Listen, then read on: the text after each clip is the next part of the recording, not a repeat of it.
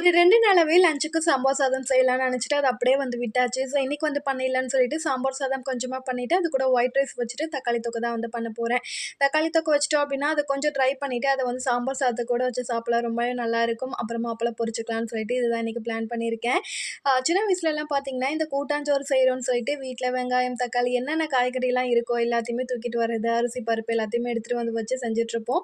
So, இப்பயுமே நான் பார்த்தீங்கன்னா, சமைச்சுட்ருக்கும்போது என் பையன் வந்து பார்த்தீங்கன்னா, சொப்பு ஜாமான்லாம் வச்சுட்டு, அம்மா வெங்காயம், தக்காளி என்னென்னலாம் கட் பண்ணி வச்சிருக்கனோ எல்லாத்தையுமே எடுத்துட்டு போய் விளையாண்டுட்டு இருப்பான். ஸோ, எனக்கு சைல்ட்ஹுட் மெமரீஸ்லாம் வந்துட்டு இப்ப ஞாபகத்துக்கு வருது. சாம்பார் சாதத்துக்கு பார்த்தீங்கன்னா, எல்லாத்தையுமே வந்துட்டு ஒண்ணாவே வந்து போட்டுட்டேன்.